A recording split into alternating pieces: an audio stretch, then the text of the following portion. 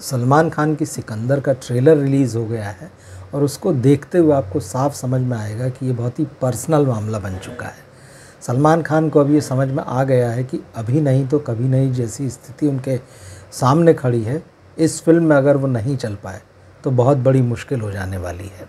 और जिस तरह से उन्होंने प्रेस कॉन्फ्रेंस में बातें की, उससे भी ये साफ़ है कि अंदर से वो बहुत भरे हुए हैं। जिस तरह से पिछले दिनों में मीडिया ने उनको क्रिटिसाइज़ किया है, उनके स्टारडम को चैलेंज किया गया है, और जिस तरह से मीडिया में, सोशल मीडिया में नेपोटिज़म को लेकर बातें हो रही है, सलमान खान के लुक को लेकर बातें हो रही है, उनकी फ़िटनेस को लेकर बातें हो रही है, कहीं ना कहीं ये बातें उनको दिल में चुभ रही हैं। और इस प्रेस कॉन्फ्रेंस में वो उन्हीं बातों का जवाब देते नज़र आए। पहले अगर हम बात कर लें कि इस फिल्म के ट्रेलर में क्या है, तो ट्रेलर में आप ये समझ लीजिए कि जो बात कही जा रही थी कि AR मुर्गादास की 2018 की तमिल फिल्म है सरकार, ये उसका रीमेक है, कहीं ना कहीं चीज़ उसी तरह की मालूम पड़ती है। ये अलग बात है कि उन्होंने इसमें काफ़ी सारे चेंजेस किए होंगे, कोशिश की होगी कि चीज़ें बदली जाएं, क्योंकि सरकार की कहानी यही है कि विदेश से एक व्यक्ति आता है, हीरो आता है, और यहाँ वोटर लिस्ट में अपना नाम देखता है, पता चलता है कि उसे वोट नहीं डालने दिया जा रहा है, फिर वो एक सिस्टम के ख़िलाफ़ एक लड़ाई लड़ता है। यहाँ भी कुछ कुछ चीज़ वैसी दिख रही, भले ही पूरा मामला जो है बॉलीवुड के अंदाज में ढाल दिया गया है। इस ट्रेलर के एंड होते होते एक डायलॉग आता है जिसमें सलमान खान कहते हैं कि भाई इतनी पॉपुलैरिटी तो है कि PM CM का पता नहीं, मगर MLA MP तो बन ही जाऊँगा। तो भाई अभी कब ये बात आएगी? जब आप चुनाव लड़ना चाहेंगे तभी बात आएगी, तभी पॉपुलैरिटी की बात आएगी, तभी PM CM की बात आएगी। तो कहीं ना कहीं ये बात इंडिकेट कर रही है कि हो सकता है कि वैसा ही कुछ मामला हो। अब यहाँ ये भी लगता है कि उनको ट्रेलर बताता है कि भाई ये राजकोट का मतलब बड़ा हीरो है। कई लोग इसको राजा साहब कह के पुकारते हैं, कोई इसको संजय नाम से पुकारता है, कोई इसको सिकंदर कहता है। हीरोइन और इनके बीच में कुछ इस तरह के संवाद भी हैं।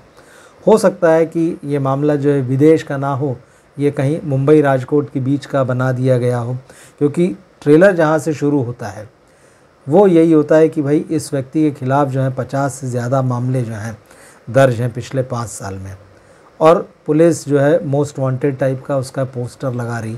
फिर कहानी राजकोट में शिफ्ट हो जाती है। राजकोट में बताया जाता है, वो हीरोइन बोल रही है कि भाई हर रोज़ ये घर में किसी के साथ मारपीट करके आता है। फिर मुंबई बुला रही है वापस से, ट्रेन से उतरते हुए दिखाया गया है।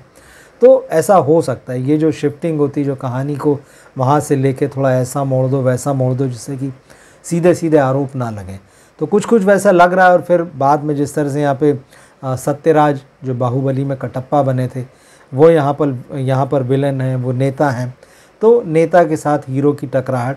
तो कुल मिला के आप देखेंगे कि ये बहुत ज़्यादा जो है कुछ नया मामला नहीं दिख रहा है। इस तरह की कहानियाँ, हीरो का लोगों को जस्टिस दिलाना, सिस्टम से टकराना, किसी नेता के साथ उसकी दुश्मनी हो जाना। ट्रेलर देखते हुए मुझे इस साल के शुरू में ही जो फिल्म आई थी गेम चेंजर, उसकी याद आ रही थी।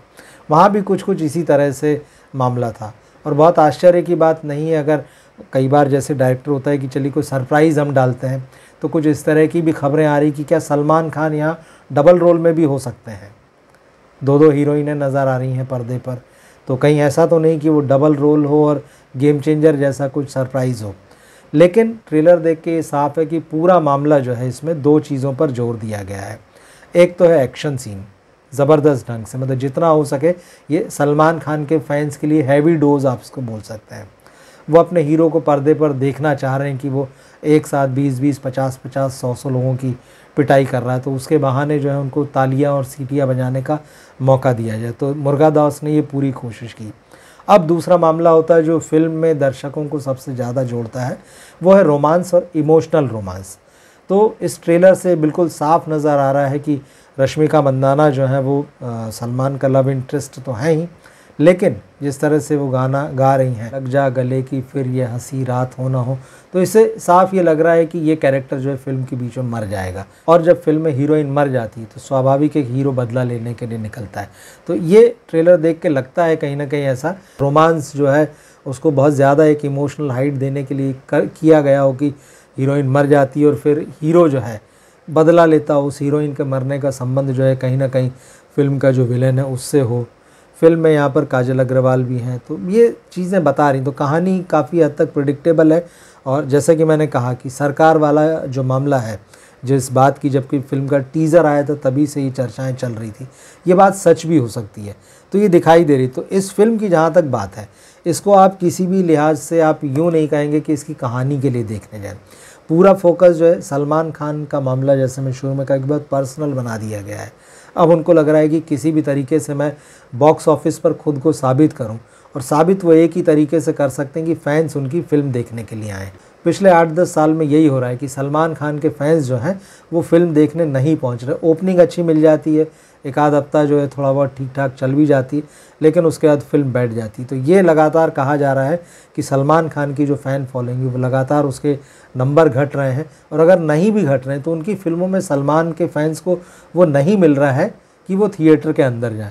तो इस ट्रेलर को देखते हुए साफ लगता है कि सलमान ने पूरी कोशिश की है कि फ़िल्म देखने के लिए दर्शक पहुँचे, और उसके लिए बहुत सारा एक्शन और इमोशनल एंगल कि उस हीरो की जो हीरोइन जो है वो मर जाती है, और एक जो लव वाला हाइट है वो कहीं ना कहीं उसी से आता है। तो फिल्म के अभी 2-3 गाने हमारे सामने आए हैं जो ठीक ठाक है, लेकिन हो सकता है कि इस इमोशनल एंगल के साथ इक्का दुक्का गाने और भी हो, कोई रोमांटिक गाना भी हो, तो वो तो सब फिल्म आने पर पता चलेगा। लेकिन ट्रेलर नएपन की उम्मीद करें तो आपको कुछ नहीं मिलेगा। साउथ का जो फ्लेवर है वो दिखाई दे रहा है। काजल अग्रवाल के घर में अगर सलमान खान जा रहे हैं तो पूरा साउथ वाला एटमॉस्फेयर है। बॉलीवुड धीरे धीरे साउथ पर डिपेंड करता जा रहा है। और AR मुर्गादास की जहाँ तक बात है, उन्होंने अपने अंदाज में फ़िल्म बनाई, हिंदी में उनके नाम पे गजनी जैसी फिल्म, तो ट्रेलर आपको बताता भी है कि वो गजनी जैसे फिल्म के मेकर हैं। तो देखना होगा साउथ और सलमान का जो कॉम्बिनेशन है, पहले कई रीमेक फिल्मों में चला है, सलमान को कामयाबी मिली है जब भी उन्होंने साउथ की रीमेक फिल्में की हैं ज़्यादातर मौक़ों पर।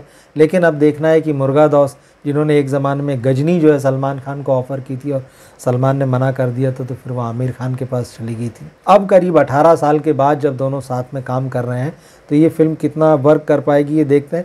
लेकिन मेरे हिसाब से फ़िल्म का ये जो ट्रेलर है पूरी तरह से फैंस को फोकस करके बनाया गया है, और कोशिश यही है कि किसी भी हाल में इस ईद पर फैंस को लेकर आया जाए, दर्शकों को थिएटर में लेके आया जाए, क्योंकि सलमान खान के लिए एक तरीके से ये आखिरी मौका है।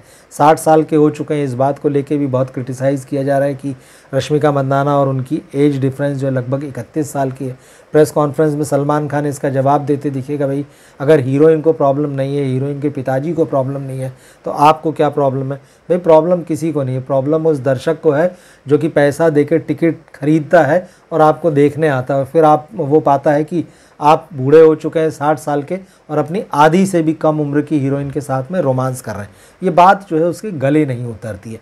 एक और चीज़ है, इस ट्रेलर को देखते हुए साफ नज़र आ रहा है कि बहुत कुछ VFX जो है वो किया गया है। सलमान खान का चेहरा, सलमान खान की बॉडी जो है काफ़ी हद तक जो है VFX से टोन किए गए हैं, क्योंकि उनके रियल लुक में और पर्दे के लुक में काफ़ी फ़र्क नज़र आ रहा है। और पर्दे पर जब जब आप उनको ट्रेलर भी आप देखेंगे तो ये दिखाई देता है कि हाँ कुछ काम किया गया है, ये नेचुरल नहीं है। चाहे आप उसका कलर प्रोसेस जिस तरह से किया गया है वो देख लीजिए, या जिस तरह से शेप निकाले गए हैं बॉडी के वो देखिए। रश्मिका और उनकी उम्र में फ़र्क तो दिखाई देता ही है। एक और बात, सलमान खान को जो बड़ी चुभती हुई आजकल लग रही है नेपोटिज़म की बात करना, तो उन्होंने इस प्रेस कॉन्फ्रेंस में भी उस बारे में बात की।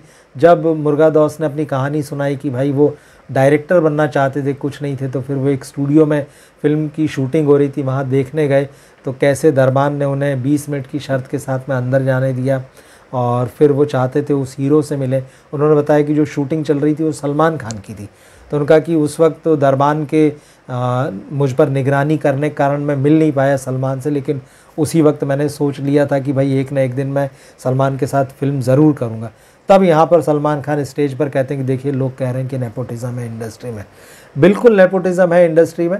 आप उन लोगों की बात कर रहे हैं जो पर्दे के पीछे हैं, कोई एहसान नहीं कर रहे हैं, क्योंकि आप जानते हैं अच्छे से कि आपको जगह जो है वो पर्दे पर खाली करनी, ना कि पर्दे के पीछे खाली करनी है।